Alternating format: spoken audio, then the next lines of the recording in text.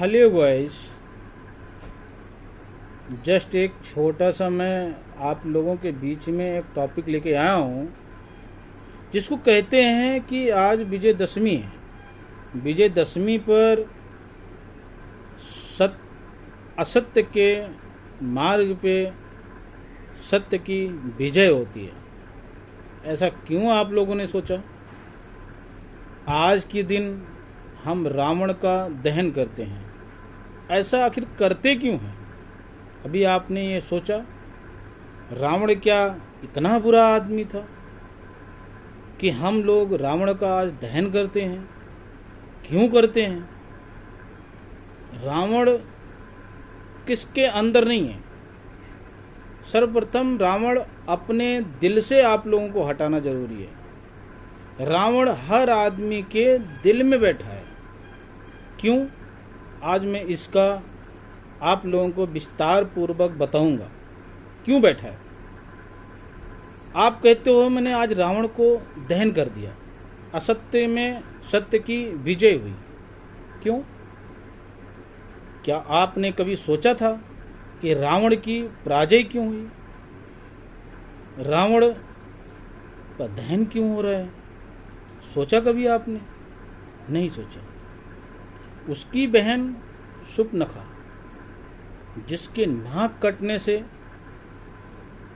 उसने पूरी का पूरी रामायण खत्म हो गई। लेकिन क्या आपने ये सोचा कि शूर्पणखा कभी भी उस पूरे सिनेरियो में कभी बीच में आई? नहीं आई। इससे हमें क्या सीख मिली? आग लगाने वाला आग लगा करके इसके बाद फिर हमारे बीच में नहीं आता। उसका काम ही है केवल आग लगाना। आग लगा दिया और भाई ने बहन की प्रतिष्ठा निभाने में अपनी पूरी लंका को नाश कर दिया। तो क्या ऐसा करना नहीं चाहिए? बिल्कुल करना चाहिए। अगर किसी भाई ने अपने बहन के लिए इतनी बड़ी कुर्बानी करी है तो कोई गलत नहीं करी। हर भाई को करना चाहिए और क्यों भी ना करे। लेकिन रावण मरा क्यों? जब रावण को मार करके श्री रामचंद्र जी अयोध्या लौटे, मां कौशल्या ने उनको एक प्रश्न पूछा कि आपने रावण को मार दिया क्या? भगवान राम बड़े ही सरल स्वभाव से मां कौशल्या को आंसर दिया कि मैंने रावण को नहीं मारा। मैंने रावण को नहीं मारा, रावण को मैंने मारा। अर्थात रावण को उसके अहंकार ने मारा। अगर रावण जैसा विद्वान, रावण जैसा पंडित इस धरती पर न हुआ है न होगा। जरा आप सोचो, जिसने देवताओं को अपने वश में कर लिया हो, जिसने ग्रहों को अपने वश में कर लिया हो, क्या ऐसा भी कोई पंडित आज हुआ है? नहीं हुआ। ना ही होना अब मुमकिन है।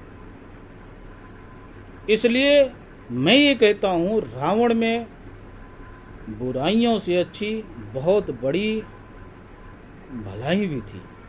क्यों थी? अब मैं बताता हूं। माता सीता अगर जीवित रही तो वो भगवान राम की तपस्या है, भगवान राम का कर्तव्य है। बट अगर सीता सुरक्षित रही तो रावण की एक मर्यादा है।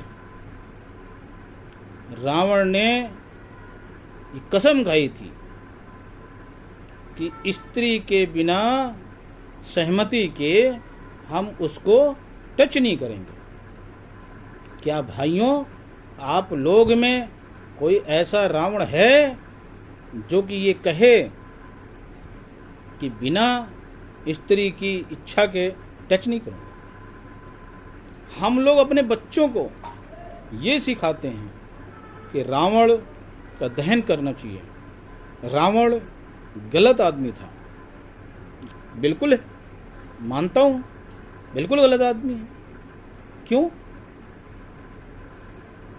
इसलिए क्योंकि रावण का जो कर्तव्य था, जो रावण का कर्म था, वो राक्षसों का था। अब आप ये भी कहेंगे कि रावण पंडित था, तो क्या पंडित असुर होते हैं? नहीं, असुर कोई नहीं होता है। सब अपने अपने कर्मों से जाने जाते हैं। पंडित के घर में भी रह करके रावण, विद्वान भी होकर के रावण असुर कहलाया था, राक्षस कहलाया था।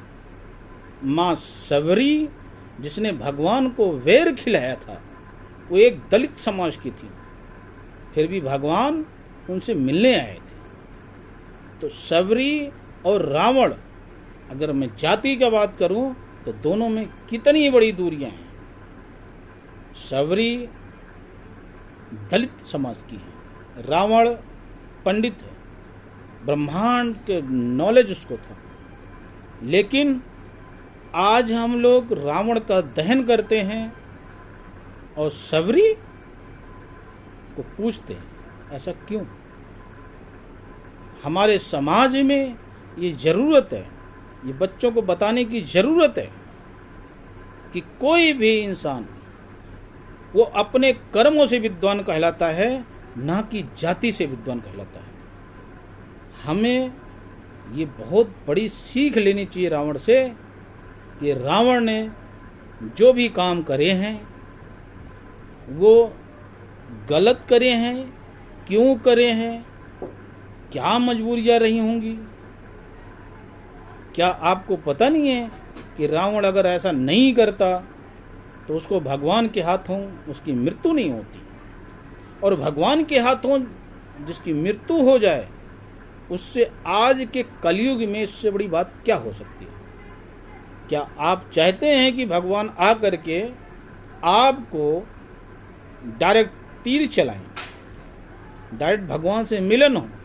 शायद आप लोगों में बहुत ऐसे लोग होंगे जो ये कहेंगे कि भगवान का मुझे दर्शन हो जाए, चाहे भगवान मेरा प्राण उसी टाइम ले लो।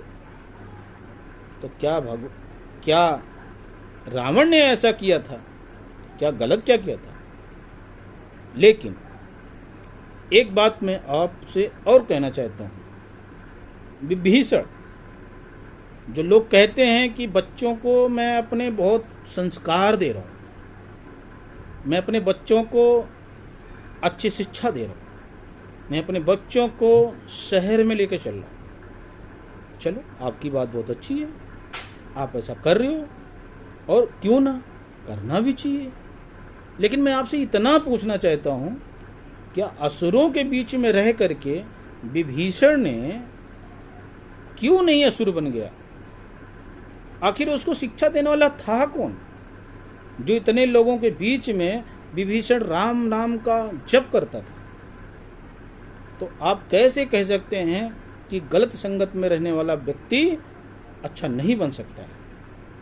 क्या आप जानते हो कि आपके क्लास में आपके बच्चों के टीचर 50 बच्चों को पढ़ाते हैं, लेकिन 1 नंबर का बच्चा शायद 1, 2, 3 ही बन पाते हैं? क्यों भाई, ऐसा क्यों? टीचर एक है, क्लास एक है, तो बच्चा, सारे बच्चे एक समान क्यों नहीं हो पा रहे? नहीं, यही गलतफहमी है आपकी। बच्चा कहीं भी हो, हम कहीं भी ढल रहे हों, सीखने वाला व्यक्ति, जिसके मन में चेष्टा है, वो व्यक्ति कहीं भी रह करके ज्ञान अर्जित कर सकता है। छोटा सा एक उदाहरण दूंगा। आपने बहुत सारे लोगों ने देखा होगा, पत्थर में भी पीपल उगाते हैं, पत्थर में भी पेड़ उगाते हैं, पहाड़ों में भी पेड़ उगाता है। वो हमें क्या शिक्षा देता है? निकलने वाला आदमी, आगे बढ़ने वाला आदमी चट्टान को भी चीड़ करके आगे निकल सकता है। लेकिन हम लोग क्या करते हैं? हमारे पास मजबूरियां हैं, हम कर नहीं सकते हैं। हमने क्या करा? पहले अपने आप को डीमोटिलाइज कर लिया। हम कर ही नहीं सकते। भैया ऐसा क्यों नहीं कर सकते? हम क्या नहीं कर सकते? कर सकते हैं। करने की चेष्टा होनी चाहिए सर्वप्रथम। अगर हम अपने मन में, अपने दिमाग में अपनी मंजिल को तय कर लिया, विश्वास कर लिया कि मुझे जाना है, तो दुनिया का कोई भी व्यक्ति हमें रोक नहीं सकता। विजयदशमी के शुभ अवसर पर मैं आपको केवल इतना कहना चाहता हूं कि रावण का पुतला जलाओ, इसमें कोई बुराई नहीं है, पर रावण का गुण भी तो अपनाओ। अपने बच्चों को रावण का गुण भी तो समझाओ कि एक बहन के लिए रावण ने अपनी पूरी प्रॉपर्टी, अपनी सोने की लंका नष्ट कर दिया। किसके लिए? अपनी बहन के लिए। तो क्या हम में कोई ऐसा भाई है जो अपनी बहन के लिए ऐसा कर सकता है? शायद आप लोगों के दिमाग में एक क्वेश्चन उठेगा, रावण गलत है, रावण को जलाओ, पुतला जलाओ, बट अपने अंदर का भी तो रावण जलाओ। बाहर निकलो तो हर एक बहन बेटियों को अपने बहन बेटियों जैसा व्यवहार तो करो। ये समझो कि अपने घर की बेटी है तो किसी और की बेटी तो है, उसके बारे में भी तो सोचो। राम राम। अगर आपको बहुत बुरी लगी हो तो क्षमा प्रार्थी हूं। इतना मैं कुछ कहना चाहता हूं। अगली हमारी वीडियो आएगी। आप लोग को बहुत बहुत धन्यवाद। मैं कुछ अच्छा चीज़ें बताऊंगा आप लोग को, बट इतना मैं जो रुक रहूँगा, आज विजयदशमी के शुभ अवसर पर रावण से कुछ सीखने की जरूरत है। रावण का पुतला जलाने की बात नहीं है, रावण की जो गुण हैं वो सीखो। हर आदमी के अंदर अच्छाइयाँ और बुराइयाँ होती हैं।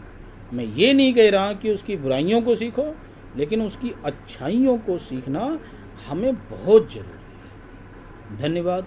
राम।